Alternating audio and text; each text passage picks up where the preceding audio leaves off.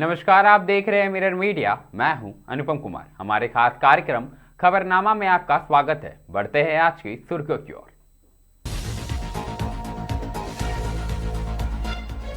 IIT ISM में वैश्विक शोध पर संवाद, भारत यूरोप सहयोग को मिलेगी नई गति।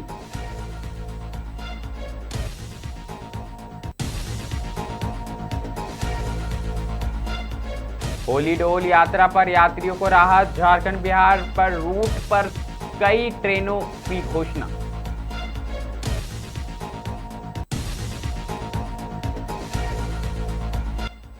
संजू सैमसन के तूफानी शतक से भारत सेमीफाइनल में टी20 वर्ल्ड कप में जीत का रथ जारी।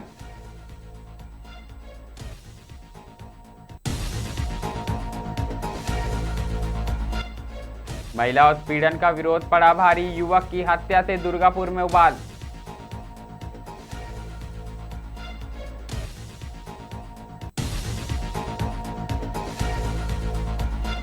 इजराइल अमेरिका हमलों से पश्चिम एशिया में बढ़ा तनाव, ब्रेड क्रूड $82 पार।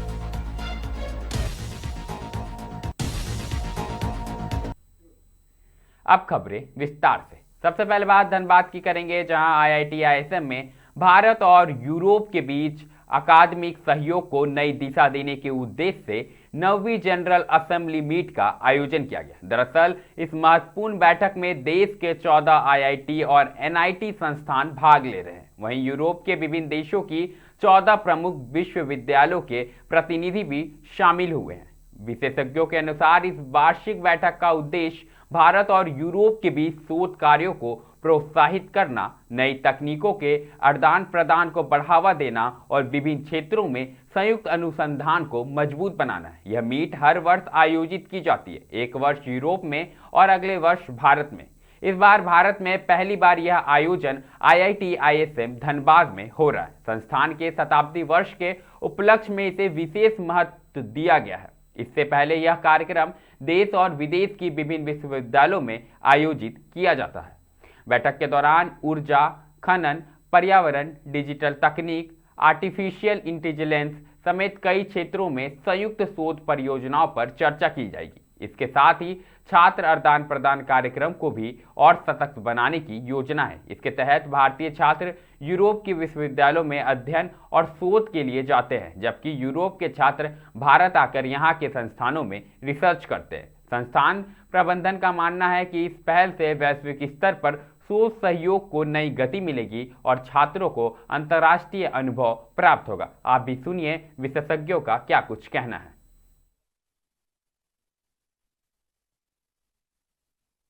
आज जो ये सेशन यहाँ पे अरेंज किया जा रहा है, क्या कुछ नया है इसमें? नया सबसे बड़ा चीज है जी, हाँ, ये एक जनरल असेंबली मीट पहले कहीं भी आईआईटी आईएसएम धनबाद में नहीं हुआ था।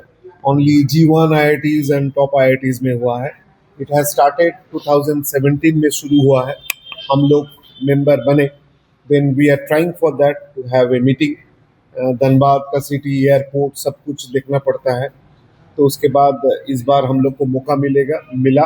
The reason is that we are just celebrating the centenary year. That I feel very impressed, as I said.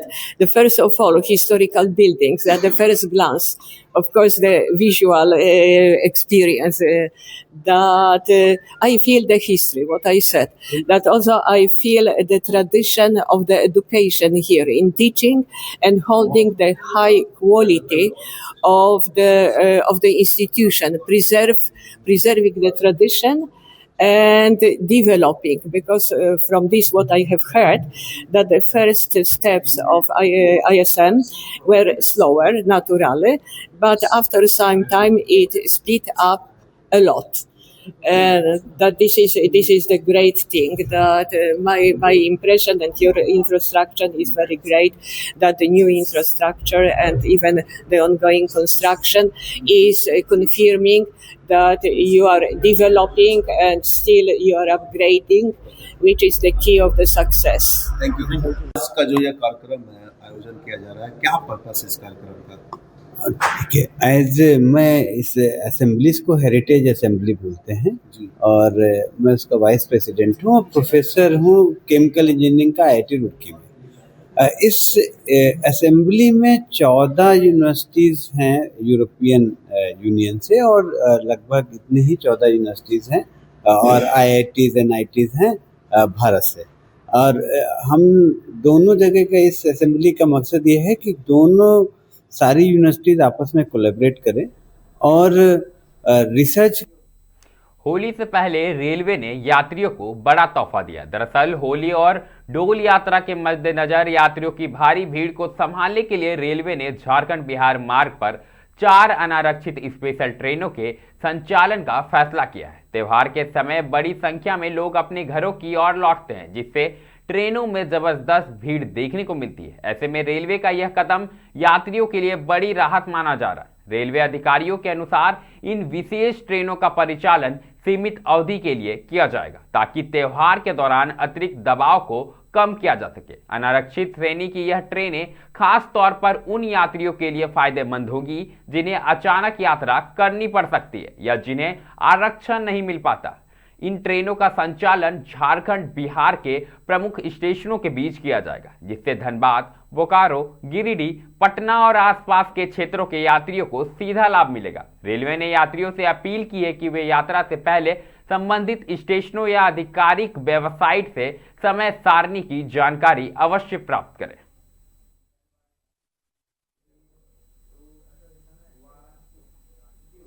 अगली खबर क्रिकेट जगत से है, जहां T20 वर्ल्ड कप में भारतीय टीम का विजय अभियान लगातार जारी है। दरअसल स्टार विकेट कीपर बल्लेबाज संजू सैमसन की विस्फोटक पारी की बदौलत भारत ने शानदार जीत दर्ज करते हुए सेमीफाइनल में जगह पक्की कर ली है। मैच के अहम मोड़ पर संजू सैमसन ने आक्रामक अंदाज में बल्लेबाजी करते हुए विरोधी टीम के गेंदबाजों पर जमकर प्रहार किया। उन्होंने मैदान के चारों ओर आकर्षक शॉट लगाए और टीम को मजबूत स्थिति में पहुंचा दिया। उनकी इस शानदार पारी से न सिर्फ रन गति को तेजी किया गया बल्कि विपक्षी टीम का मनोबल भी टूट गया। सैमसन को दूसरे छोर से भी अच्छा सहयोग मिला, जिससे भारत ने निर्धारित ओवरों में चुनौतीपूर्ण स्कोर खड़ा किया। लक्ष्य का पीछा करने उतरी विपक्षी टीम भारतीय गेंदबाजों के सामने टिक नहीं सकी। तेज गेंदबाजों और स्पिनरों की सीधी गेंदबाजी से कहीं ना कहीं दूसरी टीम को हारना पड़ा और भारत सेमीफाइनल में अपनी जगह बनाते हुए कहीं ना कहीं अब फाइनल की ओर बढ़ता हुआ नजर आ रहा है।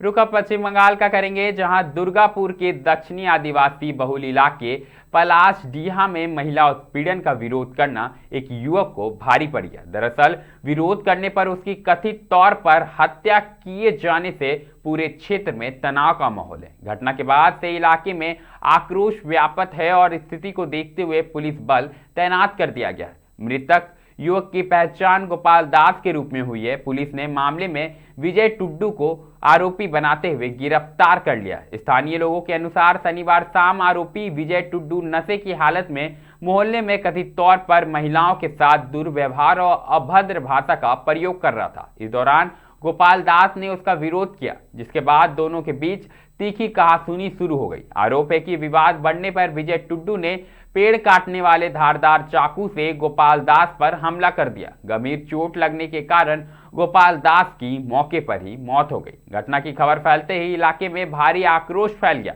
रविवार सुबह जब पुलिस जांच के लिए पहुंची तो स्थानीय लोगों ने विरोध प्रदर्शन किया। उनका आरोप है कि आरोपी पहले भी कई असामाजिक गतिविधियों में शामिल रहा है, लेकिन हर बार वह कार्रवाई से बच निकलता है। इस बार भी उचित और कड़ी कार्रवाई की मांग को लेकर लोग सड़कों पर उतर गए। फिलहाल पुलिस ने आरोपी को हिरासत में लेकर पूछताछ शुरू कर दी है और हर एक एंगल पर जांच जारी है।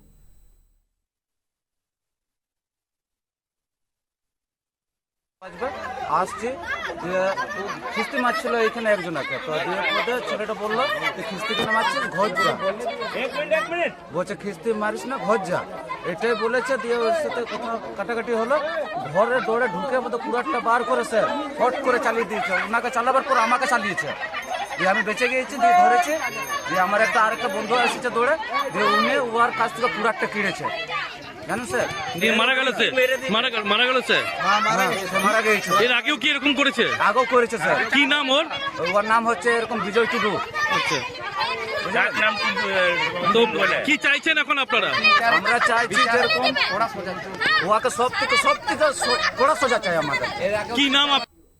अगली खबर वैश्विक जगत से जुड़ी है, जहां पश्चिम एशिया में हालिया सैन्य हमलों के बाद भू राजनीतिक तनाव चरम पर पहुंच चुका है। दरअसल इजराइल और संयुक्त राज्य अमेरिका की कार्रवाई के बाद पूरे क्षेत्र में अस्थिरता का माहौल बन गया है, जिसका सीधा असर वैश्विक अर्थव्यवस्था पर देखने को मिल रहा है। तनाव बढ़ते ही अंतर्राष्ट्रीय बाजार में कच्चे तेलों की कीमत में तेजी से उछाल आया है। अंतर्राष्ट्रीय बेंचमार्क ब्रेंट क्रूड $82 प्रति बैरल के पार पहुंच गया। विशेषज्ञों का मानना है कि यदि हालात जल्द नहीं सुधरे तो तेल की कीमतें और ऊपर जा सकती है, जिससे भारत समेत कई आयात देशों पर महंगाई का दबाव बढ़ेगा। ऊर्जा आपूर्ति को लेकर आशंकाओं के बीच एशियाई और यूरोपीय शेयर बाजारों में भी गिरावट दर्ज की गई है। निवेशकों में घबराहट का माहौल है और सुरक्षित निवेश विकल्पों की ओर रुझान बढ़ता हुआ नजर आया। विश्लेषकों के अनुसार पश्चिम एशिया में जारी संघर्ष यदि लंबा खींचता है तो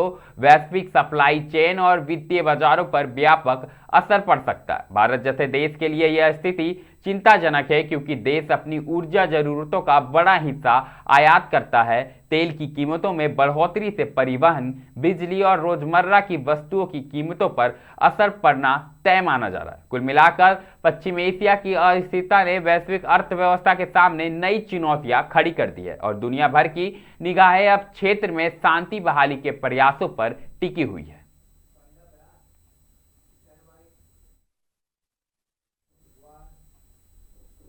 खबरनामा में अभी के लिए फिलहाल इतना ही। ऐसी तमाम खबरों से हम आपको अवगत कराते रहेंगे। बने रहें मिरर मीडिया के साथ।